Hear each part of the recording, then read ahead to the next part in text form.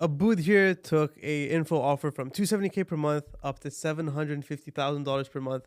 And in this episode, we're going to unpack everything, the challenges he faced, exactly what he did to get into that mark. Lots of challenges. Lots of challenges. So if you want to know exactly what it takes to take an info offer to $750,000 per month, you won't want to miss this episode. All right. Welcome to, is this our fourth episode? Our fourth episode for the Two Bearded Info Guys podcast, where we talk about everything it takes to scale offers to $500,000, $700,000 per month. And we've got a very special offer today, special episode today, where we're going to unpack everything it took Abood to scale an offer to $700K per month. A lot of challenges, a lot to go over. So a lot of challenges. With that being said, let's start there. Let's see what were some of the biggest challenges, because you took this account from 270, very unprofitable. Like this guy was making no money. No, he was losing money. He was amazing. He was losing money, even better. It was phenomenal. He was making almost $250,000 a month, and he was losing money. Amazing, and that's definitely somewhere you don't want to be. So tell us a bit about that. Yeah. So, man, where did I even start? This was a horror story. There's no easy way to describe it. So, when I inherited this account and the team, the first thing, and I think we touched on this in the last episode, the first thing I looked at was culture. And when I tell you this was the worst team culture I've ever seen in my life, I started to regret every decision I ever took that led me to this point, because I'm like, what am I even doing here? Is this even worth it anymore? But I realized that the offer had a lot of potential. It was a very good product market fit, but it was going to require a ton of work. So to give you a bit more context into what are some of the challenges that I faced, first of all, the team did not talk to each other. No one cared about anyone. Everyone's doing their own thing, and that is never a good sign, because that tells me there is no culture, right? There isn't a team. You just have individual people working under the same company, I guess. So that was the first thing that I wanted to fix. The second thing was the team was way too bloated. Like, we just had way too many people, bro. We had, I think, around 30 setters. 30 setters? And we had like 12 closers. And it doesn't take a genius to realize that if you have like 45 people and you're doing less than 300K a month, that's on insane. An 8K offer, something is horribly wrong, right? So I took a look at the data, and I realized that 3 of the closers were making like 80% of the money. So one of the first things I did was literally just almost fire everyone. Because why? Yeah, how was upper management when you decided to fire everyone? So that's the thing. I set very clear expectations with them. I'm like, look, you guys are bringing me on to help with the sales team. If we're going to work together, I want us to be on the same page that you need to trust my judgment.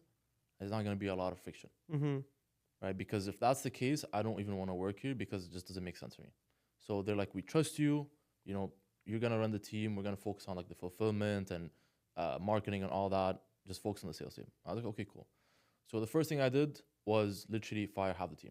I'm like, you guys are... You're not even making, like, why are you here? Yeah, it's in your best interest to leave. Like, go find another offer. Find something where you can make more money. Like, don't waste your time. They're making like, one closer was making $800 in commissions. Why are you here, bro? Yeah. Get a minimum wage job. You will literally make more money, right? So fire half the team. Setters, same thing. Fire like, I think 70% of the setters, because only, I think 8 setters were putting up most of the sets. So that was the first thing. Second thing was, again, look at the data. Close rate was horrible. It was like 12%. I'm like, bro, I know it's a cold offer, but 12% is insane. That's crazy. Something is horribly wrong. So that's when I started doing a lot more deep diving into the data and actually taking a look at what's going on. And one of the first things that I noticed was that the setting process was horrible. There was no one overlooking the setters. In fact, there was no one overlooking the closers either. So you had a team of 40 people. Yeah. Doing their own thing. Everyone's doing their own thing. They're setting differently. They're closing differently. They're handing off the calls. And upper management's freaking out. They're just bullying everyone. Like, yo, setters, what are you guys doing? Yo, closers, why aren't you closing? Yeah. But there was no training. And I asked upper management, when was the last time you did a one-on-one with someone? They're like 3 months ago. Bro. Yeah. Like, what the hell is going on here? Why am I here? But anyways, so setting process, needed to get that dialed in. We ran trainings every single day. I'm like, this is what a good lead is. This is a bad lead.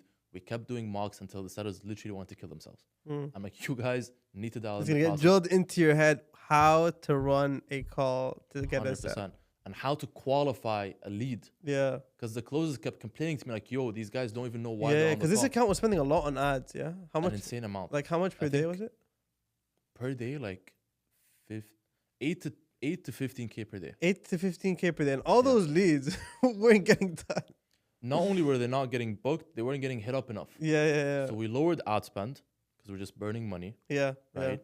Like we talked about in the last episode, right? The dials per lead. We want to make Yeah. sure every lead's Yeah. getting Make hit sure the enough. ratio is there. Exactly. Exactly. So got the setting process super dialed in, right? Everyone knows exactly what is a good lead. I stopped focusing on volume from the setters and just booking in as many calls as possible and started focusing on actually putting up quality sets. Yeah. So we started taking less calls, but we were closing a lot more. Close rate went up to 35%. So just by doing that, we're already collecting so much more cash. Yeah. Right? And then once the setting process was dialed in, the next thing that I wanted to do was actually get a setter manager. Because there's no way I can manage a team of like 10 setters by myself, plus all the closers, plus bring on more people and scale the team. Yeah. So I spoke to upper management. I'm like, listen, guys, you want this to grow? They're like, yep. I'm like, we need a setter manager. And they were actually against it. Really? Yeah. Because they didn't want to give up more money. And that's something that, again, I see with a lot of business owners is they don't want to give up percentages because they're scared they're going to lose money. Yeah. I think the biggest fear is just they just don't know the math. They haven't run the numbers. They're kind of, so they're spending 8 to 15K per day. They're making 270K a month, which that in itself, if you're spending 10K a day and you're making 270K a month, that means you're making what, roughly you're making less than 10K a day. So you're spending more than you're making. They're losing money. So it's like they have nothing to give because they're out of pocket. But if you just run the math and see what the bottlenecks are, then you're like, okay, you know what? We can cough up % here. We need to save money here. And then everything just makes more sense. Yeah. The thing is, once we got the setting process dialed in and the close rate went up, we had a bit more breathing room because we had more cash coming in. And I had to convince the offer owners to get one of the best setters to become the setter manager. Because again, I need to delegate. I can't manage 15 people at once, right? It's not efficient. So we got the setter manager and I spent a lot of time with him, getting him dialed in, right? How do you manage a team? How do you enforce KPIs? How do you build culture? And then we started focusing a lot more on culture as well. So one thing we did with the setters was build pods because everyone was just kind of doing their own thing. We split them into 2 pods. And just from doing that, culture improved tremendously. It became a lot more competitive. We started offering bonuses. We gamified it almost. Yeah. So the setting team was a lot more dialed in. They're a lot more excited, right? We had a setter pod head plus a setter manager. So there was almost like a hierarchy, a lot more structure. Now the setting problem was for the most part pretty fixed. Now we move on to the closing problem. So when it comes to closers, you know, the most important thing for them is they want to make money. They don't care about the admin stuff, the SOPs. Like no one wants to do all that. They want to make money. Don't bother me with a lot of stuff. And that was one of the biggest issues that we faced, which is that we had so many SOPs, bro. Like, I've been on dozens of offers. The SOPs had SOPs. Just to give you guys some context, we had an ops manager, right? Just to show you how bad this was. We had an ops manager who had a team of VAs, right? The ops manager would teach the team of VAs what the SOPs are just to enforce the SOPs onto the closers. That's crazy. We had so many SOPs, we needed a team to enforce the SOPs. The ops manager had to make SOPs to teach the VAs how to enforce the SOPs that they made. Just to put things into perspective. So the closer already wanted to kill himself. Yeah. Because every day he wakes up, he has to fill out like 50 million forms. Yeah. Right? Yeah.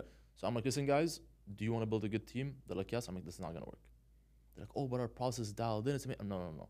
Everyone hates their lives. No one wants to be here. And I can't bring on anyone else because I tried hiring multiple people and they quit. Yeah. People within my network that I loved and trusted me a lot. Top talent. Like, this is a good offer. You can make good money. They join.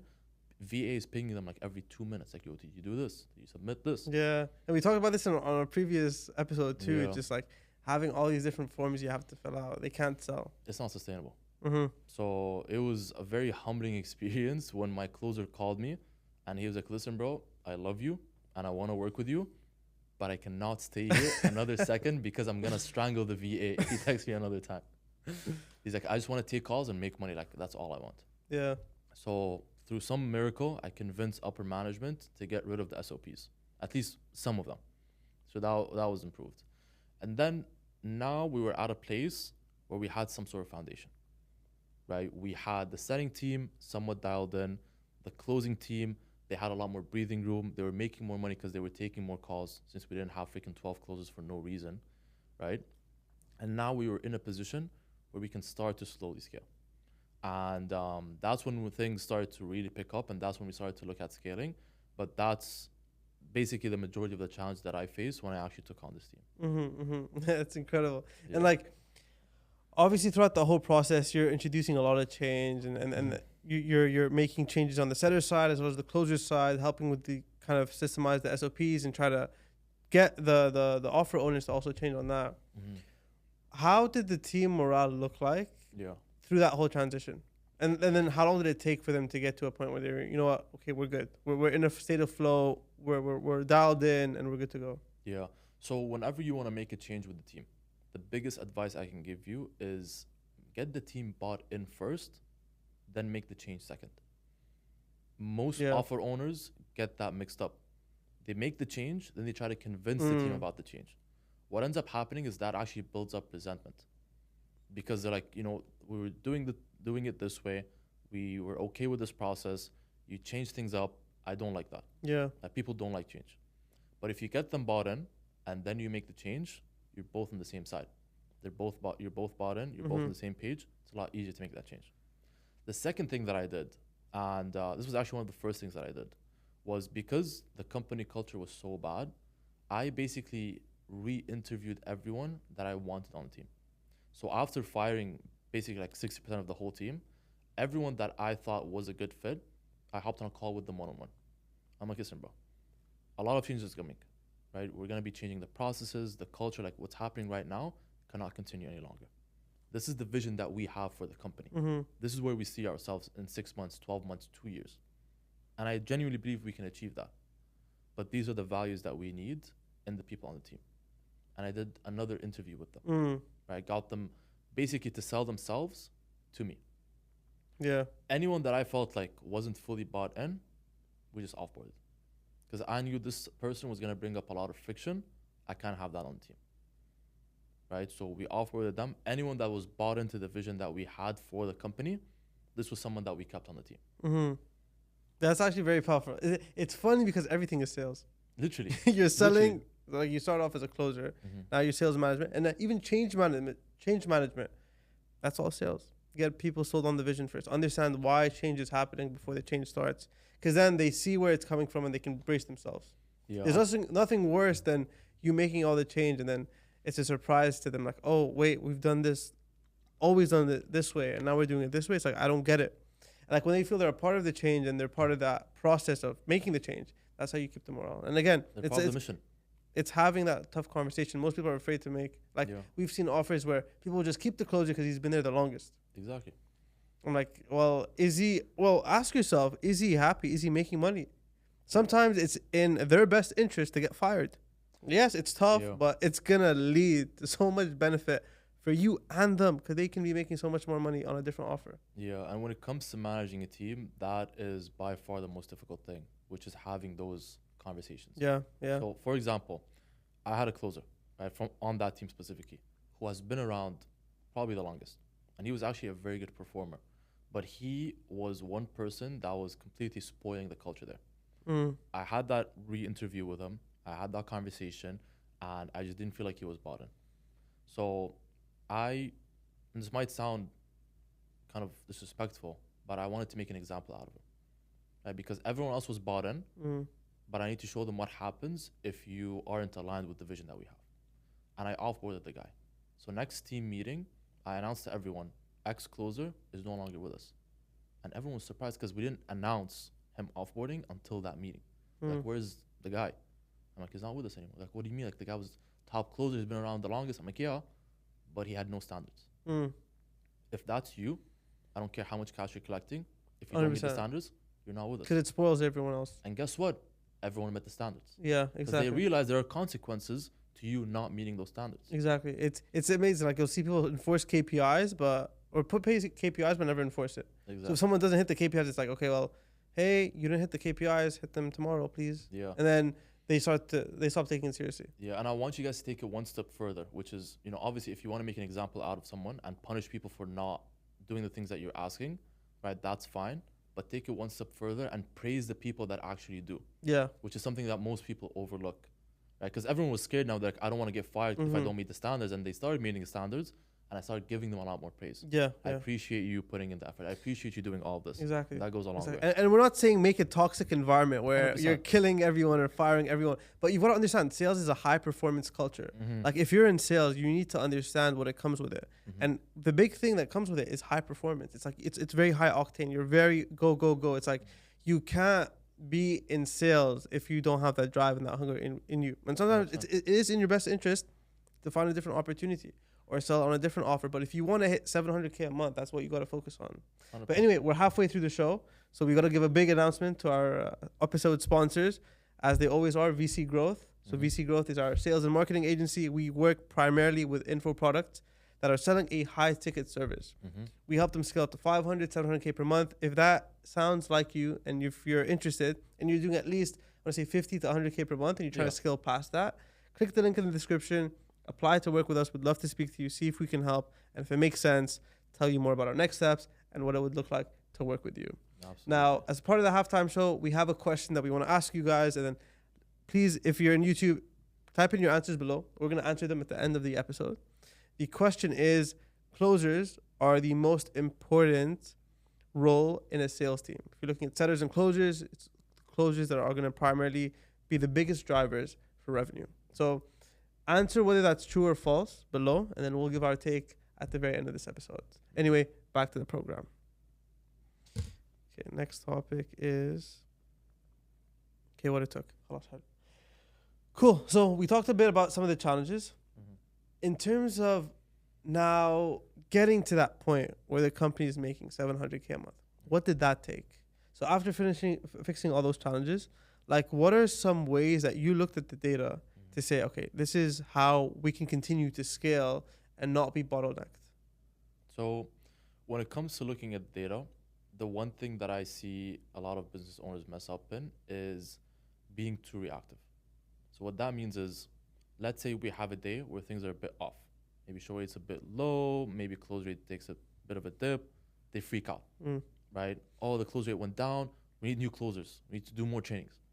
I like to look at data on a 3 to 7 day average, because that gives me a much clearer view on what's actually going on. So it's literally just a matter of reviewing the data consistently on that 3 to 7 day average, figure out what the biggest bottlenecks are, and then doing a deep dive into that bottleneck. Because again, what most people do is let's say they're taking a look at the data, right? They see that show rate is pretty low.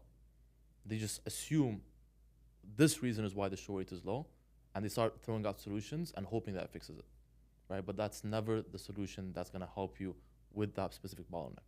What you wanna do instead is look at that specific issue you're running into, and that will give you direction into where to look at, right? It's never like, again, let's say to take the show rate example. If your show rate is low, that just tells you there's something to do with either the setting issue or maybe the pre-call flow, something within that area. So let me start investigating there. Let me have conversations with the setters. Let me review the setting calls. Let me watch the pre-call video. Let me look at the automations. Then you can have a much clearer hypothesis as to what's causing the show rate to dip. And then you start testing. Maybe we need more automations. Maybe we have the setters call and confirm the same day. Maybe they need to hype up the call a lot more in the setting calls. And then you figure out what's actually causing the change in the show rate. So that's a lot on the data aspect. In terms of like you being able to like see the trajectory of the growth, what are some things that you focused on? Like aside from obviously looking at the data and identifying the bottlenecks and helping those kind of, and then fixing those, what are some examples of bottlenecks you fix? Like some tangible kind of advice that, you know, people watching this can kind of implement and look at their own data and see what they need to do to help kind of remove that bottleneck to scale further. Yeah, great question. So I think we touched on this on the last episode, but as we started to scale, we noticed that ROAS was also starting to decrease, which is a position you never want to be in, because ultimately ROAS is king. Right? It doesn't matter if you're doing 100 million a month. If your ROAS is 1, you're not making any money. If you're doing 100K a month and your ROAS is 10, you're making a lot more money, right? So we noticed that as we were collecting more cash, ROAS was starting to take a dip. So again, we started looking at the numbers. Everything looked pretty decent for the most part, except one metric, which was dials per lead, which is a metric that a lot of business owners overlook. And that measures the seller's output, because they could be booking So, for example, most business owners, they look at how many sets sellers are booking in, which is a decent metric to look at. But it doesn't show you output as efficiently as dials per lead. So we started tracking that instead. How many dials is every lead getting? And in the beginning, it was around 5 to 7 on average. Let's say 6, right? And ROAS was, again, like 2.5x. Nothing too crazy. So we wanted less leads and we wanted more dials per lead. Yeah. So we lowered ad spend and we started to make sure sellers were hitting a lot more dials per lead. And it went from 6 dials per lead to almost 14 dials per lead. Just from that one change, ROAS went up to almost 7x. Yeah. We changed nothing else.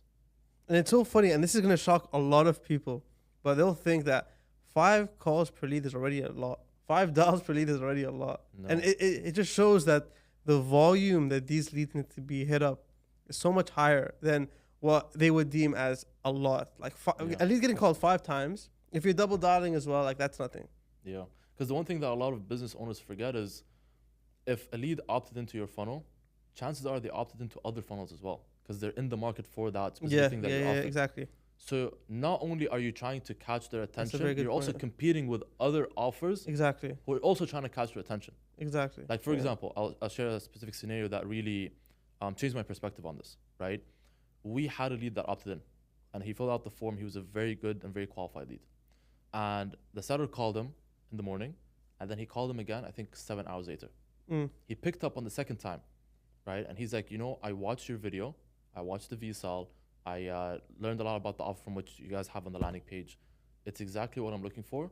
But this other company called me earlier than you. I booked a call with them and I ended up going with them instead.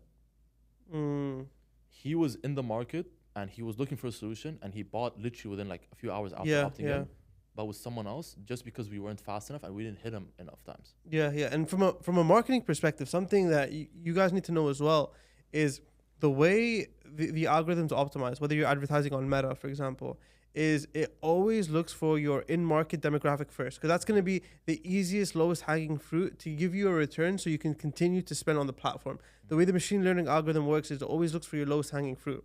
So that generally oftentimes means it's looking for people that are already in market, already comparing other solutions. Now, if you call them 5 times, but you've got a competitor calling them 15 times and catches them on that right time, because at the end of the day, when you're calling someone, they're probably in a meeting or they're busy or they're doing something. So you need more frequency to get them at that right time to be able 100%. to pick up. 100%. And I know we asked you guys the question not too long ago, true or false, are closes the most important part of the No, we'll get to it. Let's not answer it we're now. not going to answer now, but I am going to give you a hint, right? When it comes to scaling, to answer your question as well, the thing that a lot of people overlook is the setting team. They treat the setters as disposable. Or just another setter, I can just hire another setter. I hate that perspective because first of all, it dehumanizes them, kills morale. Second of all, setters are crucial, bro. They are literally on the front lines of your sales process, right? And I think we touched on this on the other episode. You can have the best closers in the world. You can literally have Jeremy Miner closing. But if you have horrible setters, he's not closing anything. And on the flip side, you can have the best setters in the world, literally the best people on the phones, and you can have monkeys taking calls, and they will still close. Because the setter did such a good job with actually framing the call, qualifying, all that stuff. So to answer your question, when it comes to scaling, the one thing that we put a ton of emphasis on wasn't the closing team. Obviously, we invested time into them, but the thing that I wanted to make sure that they were working as efficiently as possible. They're putting up the sets. They're doing all the work necessary. Was the setting team? Yeah. Because if that wasn't dialed in, everything else fell apart. Yeah, and it really comes down to to the funnel you're offering, the funnel you're running as well, like how it's structured. When you look at it, like whenever you have a setter in your funnel, they're the bridge between your marketing and your sales. Yeah. And yes, they're on the sales team, but they complete that bridge. And so, as important it is to have strong marketing processes and have good closures, that bridge that has to cross from marketing to sales is kind of gated by that setter. And depending on how well the setter does, they can either continue in the performance of that customer journey from buying or hinder it entirely. And it affects everything. Yeah, and the example, the metaphor you gave that they're a bridge, I love that because one of the best ways to optimize the setting team, from what I found, is to actually let them know what the marketing team is doing. So what creatives are we running? What ads are the people seeing? What 100%. does the landing page look like? What does the VSL look like? What are they getting sent before, or what are they getting sent after they opt in? The more context your setters have, the more personalized the conversation can be, and the more efficient the set is. Yeah, yeah. Because I've seen some setting teams, they won't know what marketing is doing. And like they'll ask like, hey, what got you interested in the ad? And the prospect will explain all the stuff, and the setter will be learning about that for the first time on that call. Like, oh, I didn't even know that the offer owner said that in the ad. If they knew prior to that, maybe they can add some more context. Yeah. Because again, it's especially if you're doing this cold, you need to recreate what a prospect would otherwise encounter through organic. With organic, there's an unbound amount of time where they can watch reels, shorts, long form, really get to know the person and learn and know, like, and trust the owner and the offer owner and the offer itself. When you're running cold, you don't have a huge time frame. So every single touch point matters so much. Like that touch point with the setter is the first interaction they have with someone on your team. And if that interaction sounds confused and the setter has no idea what marketing is doing, it puts a bad impression. So now they show up on the call skeptical, and then you get hit with the I need to do more research objection because the setter didn't do a good job in terms of having that congruency where everything flowed together. And you get so much skepticism and like, yo, I don't even know. And that's how you get into a lot of issues with salespeople just not knowing how to close because they don't understand what's happening on the marketing side. Yeah, and that was the change that we made that made one of the biggest differences in the set per lead ratio that we had, which is anytime we onboard the setter, we basically walk them through the funnel from A to Z. So we have them watch the ad, we have them opt in, we have them sit through the VSL, we have them go through the automations, because I want them to know exactly what the customer journey is like so that they're able to call with as much context as possible. Yeah, actually, you know, that's huge. If you've got email automations, run all that through your setters and closure. Add them 100%. Into the drip campaign. So they'll get to see the emails coming out. So they have more context. Yeah. So if someone books a call from an email or books a call from an ad or whatever, it's like they know why they booked the call. They saw that specific email and add so much more clarity on that call, especially when they're having discovery with them in the phone call to understand why they specifically want to buy the offer or buy the program to get to that point. I'm so glad that you brought this up because this is something that happened on this offer, by the way. Look, if you're a business owner, please, if you're running a promotion, right, whichever camera, if you're running a promotion, please let your team know. This is something that literally, bro, you don't understand. It destroyed the team morale completely. The offer owner ran an email promo over the weekend, right? And he was telling everyone that didn't book a call that they can get the $8,000 program for $1,000. But it wasn't actually the $8,000 program. It was just a downsell. It was just worded in a way that was very misleading. So over the weekend, we got a ton of booked calls. All the closers were happy. Their calendars are packed. There's a lot of money to be made this week. And then I'm literally getting pinged on Slack every like 30 minutes. They're like, bro, what are these leads talking about? I'm like, what do you mean what are they talking about? Like, they're saying that you can get the whole program for $1,000. What the hell are they talking about? So I text the offer owner. I'm like, bro, what is going on? He's like, oh, we ran a promo over the weekend. You didn't tell anyone? Yeah. He's like, well, like we didn't think like we're just gonna get a lot of booked calls and they can just close them. That was our worst week by far. Yeah. By far. And I had a closer quit that week because of that. Even I know it's a bit extreme, but like that just shows you how much friction that causes in the team because you're just pissing everyone off. And that's why we say, and again, one of the advantages of hiring us is we have marketing and sales in-house. So everyone speaks to one another. Yeah. When we jump on these offers, some of the clients that we manage, we always see marketing has its own department, sales has its own department. No one speaks to each other. And then you run into stuff like this and then you're like panicking. But the problem is it's on a team. There was no congruency throughout the entire process at all. Yeah. So again, if you have a business, please let your team know what promos you're running because you're literally gonna lose so much money by doing that. Yeah. Now, this was a great episode. Now, as we're wrapping up on time, just to recap everything, we talked about some of the challenges when you kind of face scaling that offer to 700K, how you looked at the data, how you identified the bottlenecks, some of the changes you made, and kind of going back to that question we asked you guys. Are closures the most important now? You kind of gave it away, so I'm sure they can kind of guess it. But no, it's false. And I think to kind of further add to that is the setting team, literally them being the bridge can really make or break the offer. And especially if you're running a VSL offer where there's a triage involved. If it's a webinar, maybe it's a bit different because through a webinar you can present, you can be the one to be that bridge and to identify who it is for, who it's not for, and set the expectations.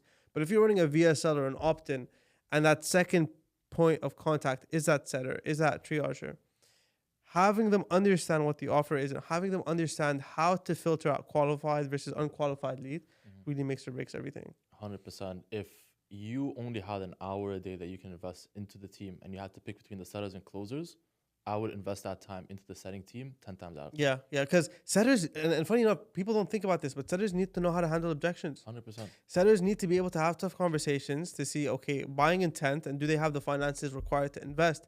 And if the prospect is like, you know what, no, I'm not interested, or I don't have the money, it's them being able to take that objection and kind of bring it back to them and reframe it and understand how to handle that. Because if you're doing a one-call close, and you're doing like the closer's doing everything in that 1 hour, and there's no framing going up to it, you're doing such a hard job.